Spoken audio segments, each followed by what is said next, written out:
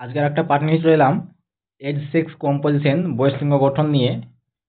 WBSLST জিওগ্রাফির MCQ পার্টের আজকে 59 নম্বর part. আমরা আজকে আলোচনা করব age sex composition human resource এর পপুলেশন জিওগ্রাফির। তো আজকে প্রথম প্রশ্ন হচ্ছে, এজ সেক্স পিরামিড সাধারণত কি নির্দেশ করে? খাদ্য নিরাপত্তা, জনসংখ্যার আয়, জনসংখ্যার গঠন, জীবিকা নির্ধারণ। জনসংখ্যার গঠন নির্দেশ করে। উত্তর সি, জনসংখ্যার গঠন। উত্তর সি। তো আমরা এখানে দেখে নেব কিভাবে জনসংখ্যার গঠন নির্দেশ করে। তো এখানে বিভিন্ন পিরামিডের সাহায্যে জনসংখ্যার গঠন বা শেপ আলোচনা দেখানো হয়েছে। তো এগুলি হচ্ছে, এটি হচ্ছে পিরামিড টাইপের এবং এটি হালকা শেপ টাইপের, অন্য টাইপের রয়েছে। এটা হচ্ছে কি স্লো গ্রোথ। ইউনাইটেড স্টেটের যে পিরামিডের গঠন পপুলেশন পিরামিড, সেটা এটা জিরো গ্রোথ, কোনো বৃদ্ধি নেই। এটা হচ্ছে জিরো গ্রোথ, কোনো বৃদ্ধি নেই। যেমন ইতালি, জার্মানি, এতে হচ্ছে জিরো গ্রোথ।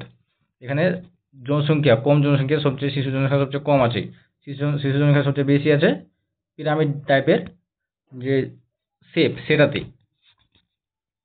দ্বিতীয় প্রশ্নে, নিম্নলিখিত কোনটি একটি বয়স ভিত্তিক জনসংখ্যা শ্রেণী নয়? বয়স ভিত্তিক জনসংখ্যা শ্রেণী নয় কোনটি? শিশু, যুবক, প্রাপ্তবয়স্ক, কর্মক্ষম। যুবক এটি কোনো বয়স ভিত্তিক শ্রেণী বিভাগ নয়। শিশু আছে, প্রাপ্তবয়স্ক আছে এবং কর্মক্ষম, এই তিনটি রয়েছে যে ভাগ, তিনটি ভাগে বিভক্ত করা হয় জনসংখ্যাকে। তো উত্তর বি, কর্মক্ষম জনগণ বলতে বোঝায় 0 থেকে 14 বছর বয়সী, 15 থেকে 49 বছর বয়সী, 60 বছরের ঊর্ধ্বে সকল বয়স। 15 থেকে 60 বছর বয়সী যে জনগণ, তাকে কর্মক্ষম জনগণ বলা হয়।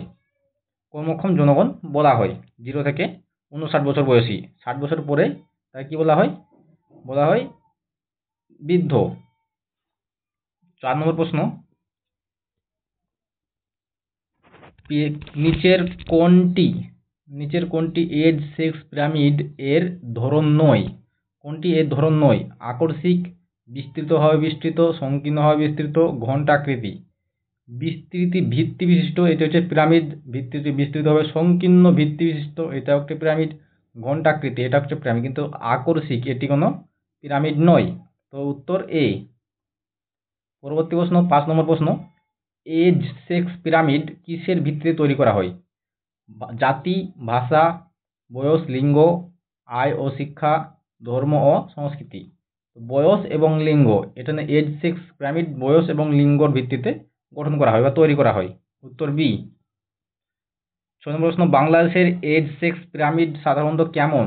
ঘণ্টাকৃতি, উল্টানো পিরামিড আকৃতি, বিস্তৃত ভিত্তি বিশিষ্ট, সংকুচ ভিত্তি বিশিষ্ট। এটা হচ্ছে বিস্তৃত ভিত্তি বিশিষ্ট। উত্তর সি, বিস্তৃত ভিত্তি বিশিষ্ট।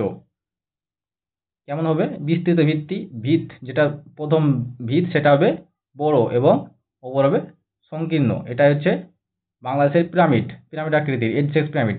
প্রথমে থাকবে শিশু 0 থেকে 15 বছর বয়সী, তারপর থাকবে কর্মক্ষম 15 থেকে 59 বছর বয়সী, এবং পরে আছে 60 প্লাস, প্রথমে 0 থেকে 14 বছর বয়সী। তিনটি ভাগে কিন্তু বিভক্ত করা হয় আমাদের পিরামিডকে। পরবর্তী প্রশ্ন, বিভিন্ন রকম পিরামিড শেপ রয়েছে, আলাদা আলাদা শেপ পিরামিডের যে বয়সের লিঙ্গর অনুপাত ভিত্তিতে। পরবর্তী প্রশ্ন, 7 নম্বর প্রশ্ন, কোন দেশের পিরামিড যদি সংকীর্ণ ভিত্তি বিশিষ্ট হয়? কোনো দেশের পিরামিড যদি সংকীর্ণ ভিত্তি বিশিষ্ট হয়, তাহলে কি বোঝা যায়? ভিত্তিটা, যেটা ভিত্তি সেটা হবে সরু। তো সরু যদি ভিত্তি বিশিষ্ট হয়, তখন কি হবে? সেটাতে কি জানতে হবে? নিচে আছে জনসংখ্যা, শিশু জনসংখ্যা, উচ্চ জন্মহার, বি নিম্ন জন্মহার, জনসংখ্যা বৃদ্ধির হার বেশি, শিশু জনসংখ্যা বেশি। তো শিশু জনসংখ্যা বেশি হলে ভিত্তি বড় হবে, এখানে হচ্ছে ভিত্তি সংকীর্ণ হবে। তো কি হবে? নিম্ন জন্মহার। জন্মহার যদি নিম্ন হয়, জন্মহার কম হয়, তাহলে শিশু জনসংখ্যা কম হবে। তো উত্তর বি, নিম্ন জন্মহার। 8 নম্বর প্রশ্ন, উন্নত দেশের এজ সেক্স পিরামিড সাধারণত কেমন হয়? উন্নত দেশ, ডেভেলপ কান্ট্রির কেমন হবে এজ সেক্স পিরামিড? ত্রিভুজাকৃতি, বিস্তৃত ভিত্তি বিশিষ্ট, ঘণ্টাকৃতি, উল্টানো ত্রিভুজ। তো যে উন্নত দেশ সেখানে হবে ঘন্টার আকৃতির মতো, ঘন্টাকৃতি, উত্তর সি।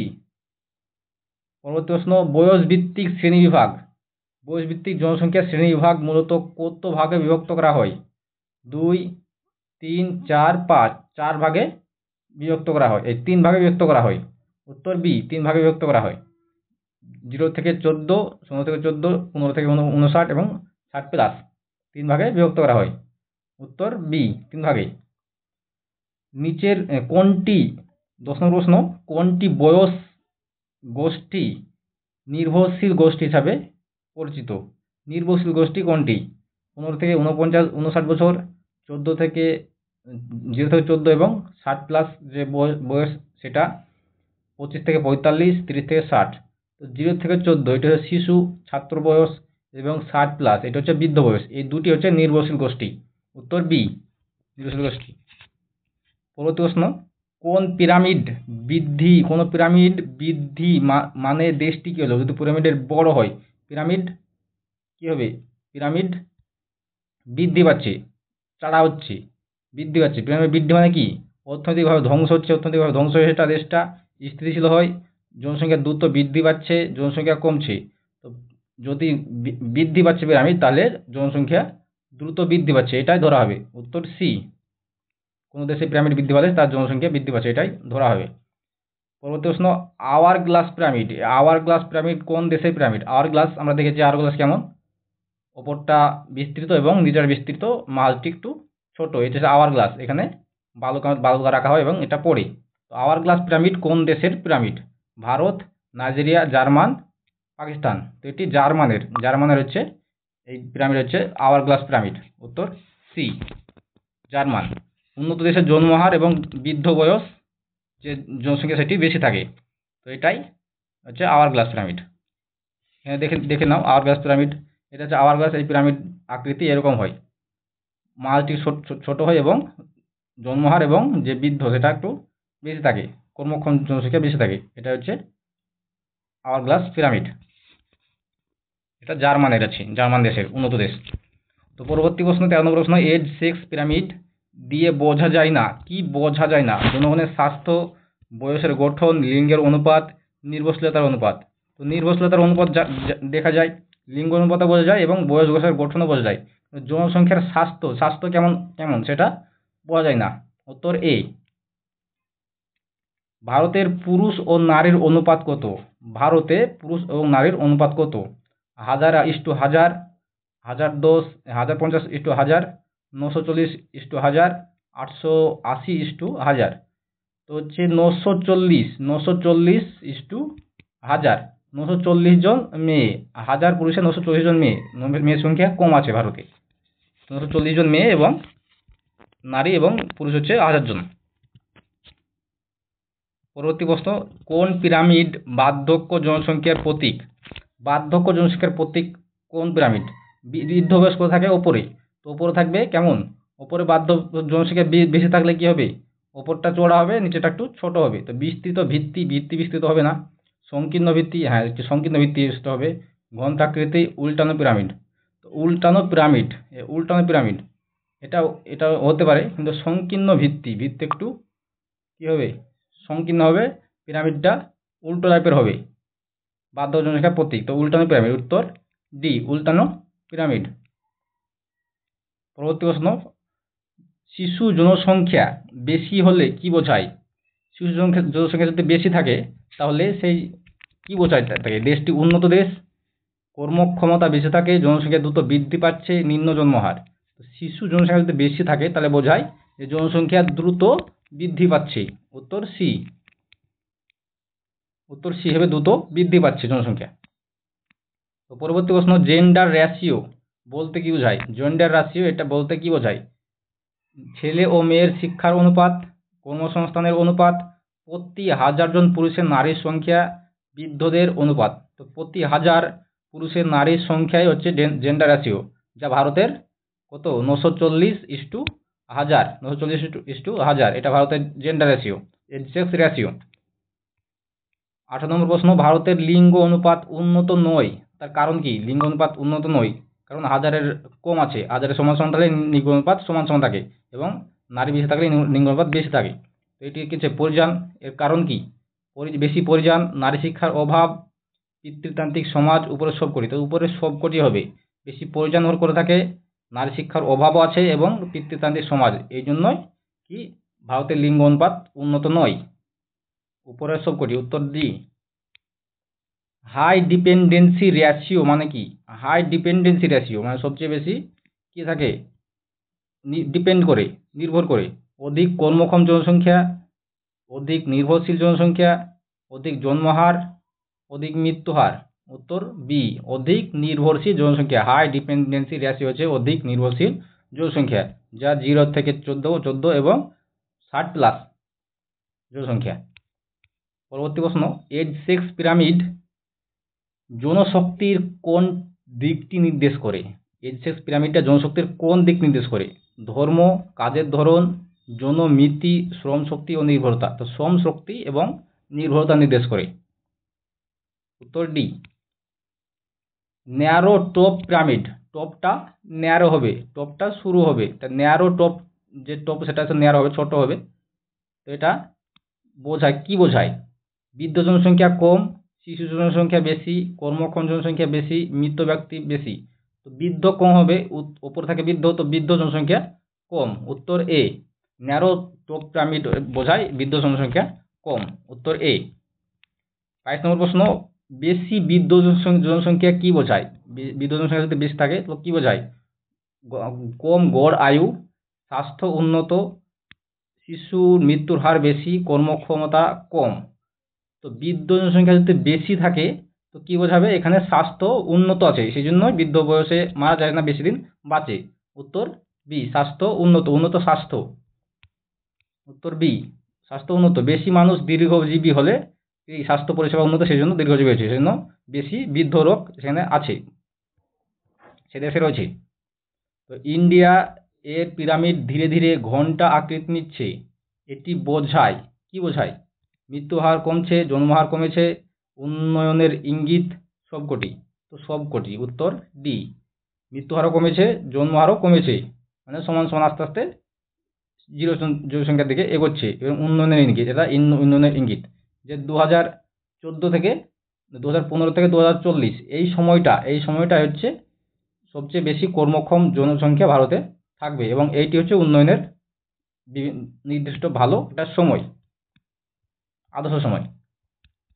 পরবর্তী প্রশ্ন, উন্নত দেশের পিরামিডের সবচেয়ে বড় অংশ কোনটি? উন্নত দেশ, এই উন্নত দেশের পিরামিডের সবচেয়ে বড় অংশ কোনটি? শিশু জনসংখ্যা, কর্মক্ষম জনসংখ্যা, বৃদ্ধ জনসংখ্যা, নির্ভরশীল জনসংখ্যা। তো কর্মক্ষম জনসংখ্যা সবচেয়ে বেশি থাকবে। উত্তর বি। যদি কোনো দেশের পুরুষের তুলনায় নারীর সংখ্যা বেশি হয় তাহলে কি? তাহলে নারীর গড় আয়ু বেশি, পুরুষ বেশি পরিযায়ী, নারীর মৃত্যুহার কম, সবকটি। তো সবকটি। উত্তর ডি। নারীর গড় আয়ু বেশি থাকবে, পুরুষের বেশি পরিযায়ী হয় এবং নারীর মৃত্যুর হার কম হয়, এটাই নির্দেশ করে। উত্তর ডি। জনসংখ্যার গড় আয়ু বৃদ্ধির ফলে এজ-সেক্স পিরামিডের কি পরিবর্তন ঘটে? জনসংখ্যার যে গড় আয়ু সেটি যদি বৃদ্ধি পায় তাহলে এজ-সেক্স পিরামিডে কি পরিবর্তন ঘটবে? পিরামিড সংকীর্ণ হবে, ঘণ্টা আকৃতি হবে, শিশু সংখ্যা বৃদ্ধি পাবে, জন্মহার বেড়ে যাবে। তো উত্তর হচ্ছে ঘণ্টা আকৃতি হবে, পিরামিড ঘণ্টা আকৃতি হবে। উত্তর বি। উত্তর বি, ঘণ্টা আকৃতি হয়।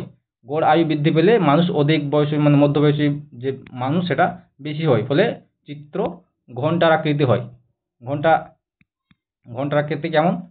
ঘণ্টার আকৃতি এরকম, এটা হচ্ছে ঘণ্টার আকৃতি। বেশটা একটু চওড়া হবে এবং যে মৃত্যুরা সেটাও কম হবে।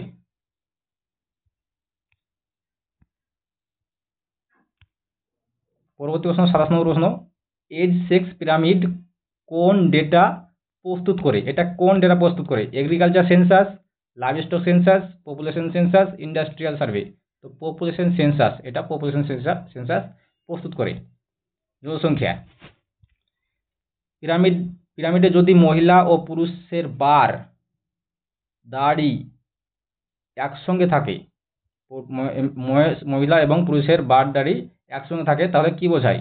সমতা বোঝায়, পুরুষের আধিক্য বোঝায়, মহিলার আধিক্য বোঝায়, পরিজন বোঝায়। তো সমতা থাকে তাহলে কি হবে? সমতা। সমান থাকলে কি বলে? সমতা বলে। উত্তর এ, সমতা। পরবর্তী প্রশ্ন, পুরুষ অনুপাতে নারীর সংখ্যা কম থাকলে কি বোঝায়? পুরুষের অনুপাতে নারীর সংখ্যা কম, যেমন ভারত, পুরুষের অনুপাতে নারীর সংখ্যা কম আছে ওভারঅল দেখতে গেলে। তো তো সেটাকে কি বোঝায়? নারীর শিক্ষার মান উন্নত, লিঙ্গ বৈষম্যকে বোঝায়, মান বেশি পুরুষ অভিবাজনকে বোঝায়, জনসংখ্যা হ্রাস বোঝায়। তো লিঙ্গ বৈষম্য বোঝায়, লিঙ্গ বৈষম্য। মানুষের পুরুষের তুলনায় নারী যদি কম থাকে তো লিঙ্গ বৈষম্যকে বোঝায় এখানে। উত্তর বি। পরবর্তী প্রশ্ন, একটি বিস্তৃত একটি বিস্তৃত ভিত্তি বিশিষ্ট একটি বিস্তৃত ভিত্তিটি যেটা ভিত নিচে সেটা বেশি থাকবে, সেটি কি নির্দেশ করে? জনসংখ্যা বৃদ্ধির হার কম, কর্মক্ষম জনসংখ্যা বেশি, শিশু ও নির্ভরশীল জনসংখ্যা বেশি, প্রবীণ জনসংখ্যা বেশি। তো শিশু এবং নির্ভরশীল জনসংখ্যা বেশি, 0 থেকে 14 বছর বয়সী বেশি হলে কি ভিতটা, যেটা ভিত সেটা বড় হবে আর ওপরটা সংকীর্ণ হবে, এটাই বোঝায় পিরামিডে। পরবর্তী প্রশ্ন, এজ সেক্স পিরামিড এর মধ্যে অংশ চওড়া হলে কি বুঝবো? মধ্য অংশ চওড়া হয়, মধ্য অংশ যদি চওড়া হয় তাহলে কি বুঝবো? শিশু সংখ্যা বেশি, প্রবীণদের সংখ্যা বেশি, কর্মক্ষম জনসংখ্যা বেশি, জনসংখ্যা হ্রাস পাচ্ছে। তো কর্মক্ষম জনসংখ্যা মধ্যে থাকে 15 থেকে 59 বছর বয়সী, তো এটাই হচ্ছে কর্মক্ষম জনসংখ্যা। এটি মধ্য যদি চওড়া হয় তাহলে এটাই বেশি থাকবে, কর্মক্ষম জনসংখ্যা বেশি থাকবে। তো উত্তর সি হবে এখানে। 32 নম্বর প্রশ্ন, শিশু ও প্রবীণ জনসংখ্যার অনুপাত থেকে কোন সূচক নির্ধারিত হয়? Fertility rate, mortality rate, dependency ratio, literacy rate. শিশু এবং প্রবীণ 0 থেকে 14 বছর বয়সী এবং 60 বছরের ঊর্ধ্ব বয়সী, তো এখানে কি এরা ডিপেন্ডেন্সি রেশিও, এইগুলোই কি ডিপেন্ড করে, নির্ভর করে, নির্ভরশীল জনসংখ্যা, তো এটা ডিপেন্ডেন্সি রেশিও নির্ধারণ করে, এটা ডিপেন্ডেন্সি রেশিও সূচক। উত্তর সি, ডিপেন্ডেন্সি রেশিও। ভারতের এজ সেক্স পিরামিড কোন ধরনের দিকে এগোচ্ছে? আওয়ারগ্লাস, ন্যারোটপ, স্টেবল, স্পেন্ডিং। এটা হচ্ছে স্টেবলের দিকে হচ্ছে, একদম ভালো সোজাসুজি, যে শান্ত হবে, স্টেবল একদম স্থির, এটাই রয়েছে। উত্তর সি, স্টেবল। জন্মহার এবং মৃত্যুহার কমছে, ফলে জনসংখ্যার গঠন এটি স্থিতিশীল হচ্ছে, স্টেবল হচ্ছে। পরবর্তী প্রশ্ন, এজ সেক্স পিরামিড এর মধ্যে জানা যায় না, কি জানা যায় না? গড় আয়ু, নির্ভরশীলতা, লিঙ্গ অনুপাত, ধর্মীয় গঠন। তো এজ সেক্স পিরামিডের মাধ্যমে ধর্মীয় গঠন জানা যায় না। উত্তর ডি, ধর্মীয় গঠন কিন্তু এখানে জানা যায় না। গড় আয়ু, নির্ভরশীলতা এবং যে লিঙ্গ অনুপাত এগুলি জানা যায়। একটি সমাজে পুরুষের তুলনায় নারীর সংখ্যা কম হলে কি?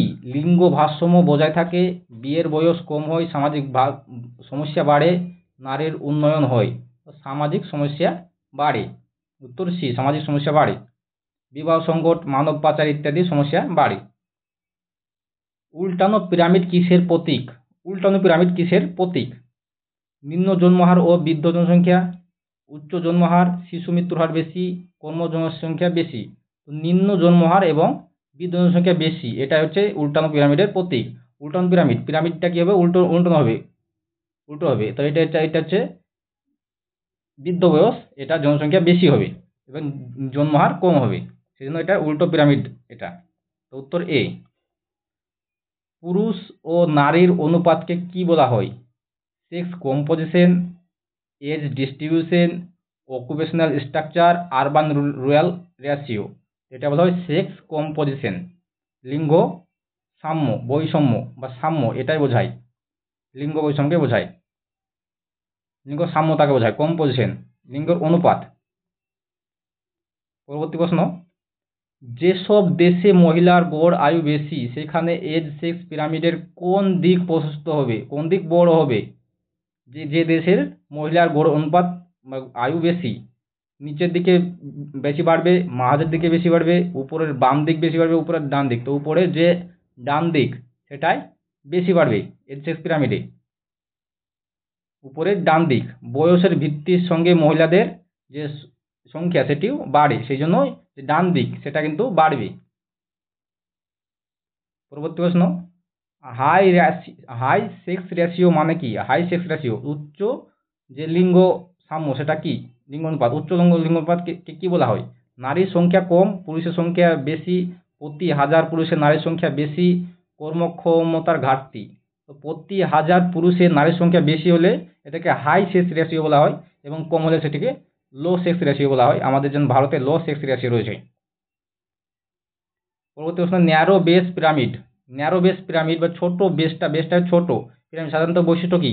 উচ্চ জন্মহার, শিশু কম, কর্মক্ষমতা কম, প্রবীণ কম। তো শিশু কম হলে কি বেসটা ন্যারো হবে, ছোট হবে, এবং আস্তে আস্তে বড় হবে। তো এটা বেসটা ছোট হলে এটা কি শিশু জনসংখ্যা কম, জন্মহার কম, তো উচ্চ জনসংখ্যা নয়। পরবর্তী প্রশ্ন 31 নম্বর প্রশ্ন, কোন উপায় বা কোন পদ্ধতিতে এজ সেক্স পিরামিড এর থাকে না? কোনটি এজ সেক্স পিরামিডের থাকে না? কোনটি থাকে না? বয়স থাকে না, লিঙ্গ থাকে না, ধর্ম থাকে না, জনসংখ্যা থাকে না। ধর্ম, রিলিজিয়ন, এটা থাকে না। বয়স, লিঙ্গ এবং জনসংখ্যা এই তিনটি যে উপায় সেটি থাকে। পরবর্তী প্রশ্ন 42 নম্বর প্রশ্ন, ভারতে পুরুষ মহিলার অনুপাতকে কি বলা হয়? Gender ratio, sex ratio, gender ratio, gender index, sex index. এটাকে বলা হয় কি? Gender ratio. উত্তর সি, জেন্ডার রেশিও। এটা সেক্স রেশিও, প্রতি 1000 পুরুষে নারীর সংখ্যা, এটি সেক্স রেশিও। উত্তর বি, সেক্স রেশিও, প্রতি 1000 পুরুষে নারীর সংখ্যা। 43 নম্বর প্রশ্ন, এজ সেক্স পিরামিড এর মাধ্যমে কি বোঝা যায়? জনসংখ্যার গুণমান বোঝা যায়, শিক্ষার হার নির্ধারণ হয়, ধর্মীয় ভেদ বোঝা যায়, কর্মক্ষমতা ও নির্ভরশীলতা বোঝা যায়। তো কর্মক্ষমতা এবং নির্ভরশীলতা এটাই বোঝা যায়। উত্তর ডি। 49 নম্বর প্রশ্ন, পুরুষদের তুলনায় নারীদের আয়ু বেশি হওয়ার কারণ? এর কারণ কি? পুরুষদের তুলনায় নারীদের গড় আয়ু বেশি, তার কারণ কি? স্বাস্থ্যবিধি, কম ঝুঁকিপূর্ণ কাজ, কম দুর্ঘটনা, উপরের সবকটি। তো উপরের সবকটি, স্বাস্থ্যবিধি, কম ঝুঁকিপূর্ণ কাজ এবং কম দুর্ঘটনা হয়, সেই জন্যই পুরুষদের তুলনায় নারীর জনসংখ্যা এই গড় আয়ু সেটা বেশি। পরবর্তী প্রশ্ন, এজ সেক্স পিরামিড তৈরি করতে প্রয়োজন? এজ সেক্স পিরামিড তৈরি করতে কি প্রয়োজন? জনসংখ্যার গড় আয়ু প্রয়োজন, জন্মহার ও মৃত্যুহার প্রয়োজন, বয়স ও লিঙ্গভিত্তিক উপাপন প্রয়োজন, শিক্ষার হার প্রয়োজন। উত্তর সি, বয়স এবং লিঙ্গভিত্তিক উপাও এই দুটি প্রয়োজন এজ সেক্স পিরামিডের জন্য। তো এই ছিল আমাদের 50টি গুরুত্বপূর্ণ প্রশ্ন। পরবর্তী যে ভিডিও সেটা তাড়াতাড়ি আসছে। তো ভালো লেগে থাকলে আমাদের চ্যানেলটিকে লাইক করে দাও এবং ভিডিওকে লাইক করে দাও এবং চ্যানেলটিকে সাবস্ক্রাইব করে দাও।